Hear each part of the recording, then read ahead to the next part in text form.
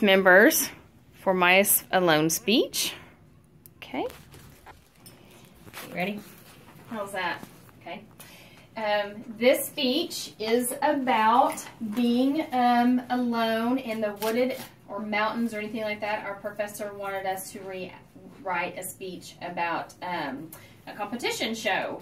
And these are basically 5 items that we were allowed to have, and I'm going to show those to you today. It's called Alone.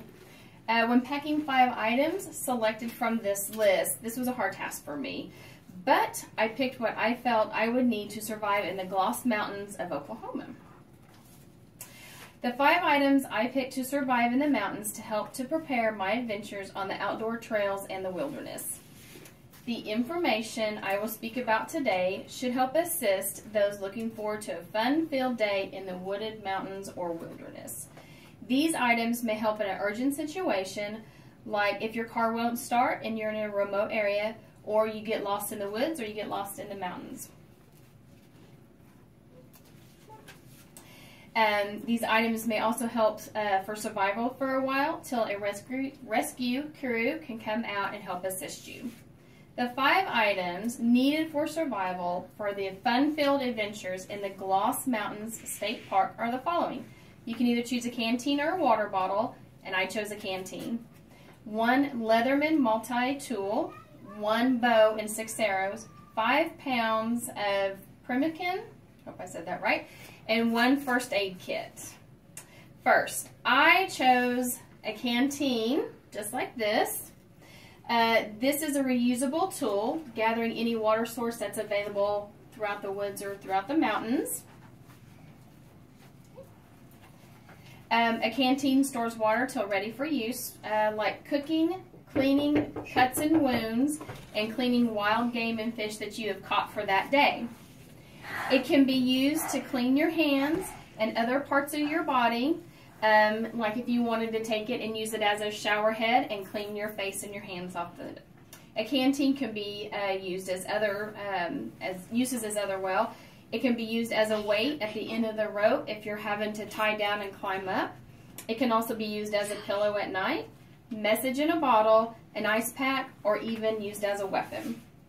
The second item on my list is what we call a Leatherman's multi-tool, which is this right here.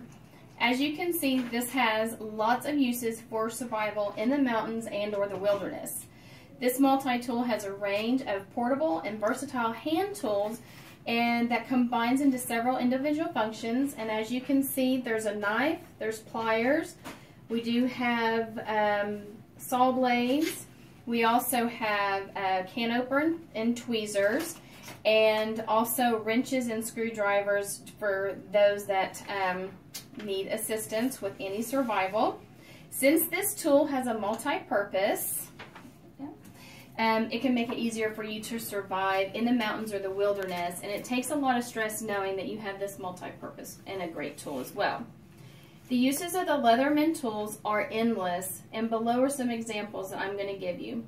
The pliers, they can help fashion fish hooks from metal or wire, can help pull hot cooking utensils from a fire. The knife can help cut or kill, cut, and skin small animals or fish. Saw blades used to cut wood and used to cut plastic and in some case metal. And then using scissors to cut string into making fish nets or making ropes to help. And then the third item that I'm going to discuss is the bow and the arrows, which is this right here. This can be used in different ways for both food and for both protection. Using a bow and arrow for food. Okay. This tool is used for killing any type of animal, including wild game, fish, and wilderness animals such as birds, rabbits, and even squirrels if need be. You can also use it from protection or for protection from wild animals, possible people who may pose a threat to you or your family, or they may try to cause harm to you as well. Other uses of a bow, it's portable. You can put it over your shoulder, you can put it in your bag, and you can carry it anywhere you need to go. A bow is also affordable, and if you take care of it, it can last a lifetime. The arrows also are versatile when choosing different arrowheads for different type of game. And last, it's a silent killer. The prey cannot hear an arrow when being shot. The next survival would be the 5 pounds of dried meats for proteins, fats, and sugars, nuts, and berries. Here we have the dried meats. And then here on down below is where we have all of your nuts and your fruits and your grains. This meats right here, they are packed with proteins for muscle strength, fats to help keep you warm if you were out in the mountains or the woods at night, and any also nutrients for survival. This type of food has several factors. One, it's very lightweight and it's packaged lightweight, so you can carry it in your pocket, in your bag. Also, it has extra proteins to help your muscles when you're walking or hiking out throughout the day. And then any of all your nuts and everything provide lots of carbohydrates and sugars as well. And the good thing is that it doesn't need to be refrigerated. Prior to you going to your adventure, to make sure that the shelf life for this particular type of food is good, you want to keep it in a cool place. If you're outdoors, you can place it in a cold river or spring water, and then this way it'll help stay fresh and it will not spoil the meat. And then the fruits and nuts, when it's packed in, will also give you added proteins, fats, and nutrients that your body needs to survive. It also helps your digestive system, and it doesn't keep you backed up when you're stranded out in the mountains and or wilderness. And it doesn't, it won't cause issues with any of your digestive.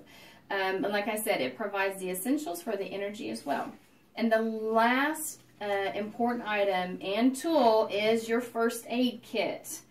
Everyone needs a first aid kit, whether it's in the woods, in your car, in your home, or if you're fighting zombies in the apocalypse, you definitely need a first aid kit.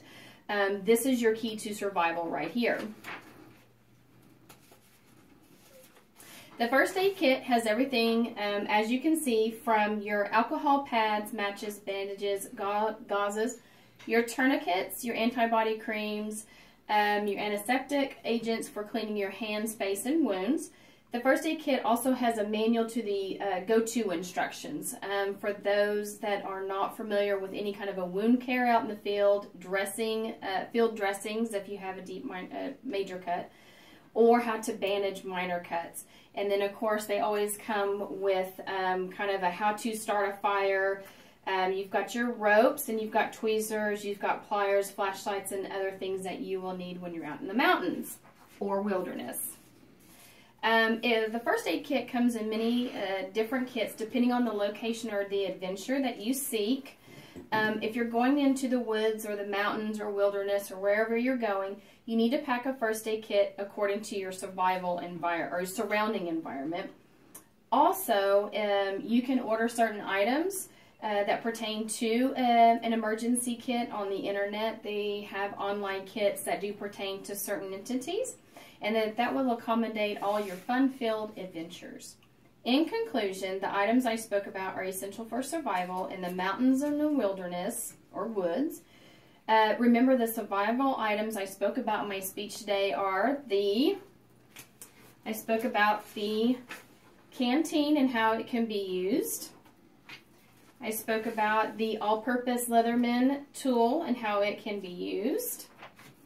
How the bow and arrows can be used.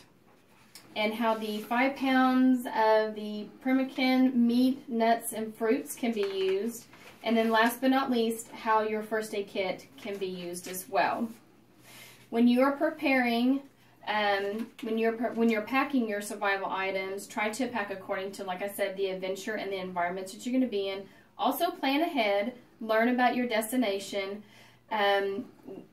what to bring to survive and what to keep at home. Don't bring, your high heel shoes and your purses and all your jewelry. That can stay at home.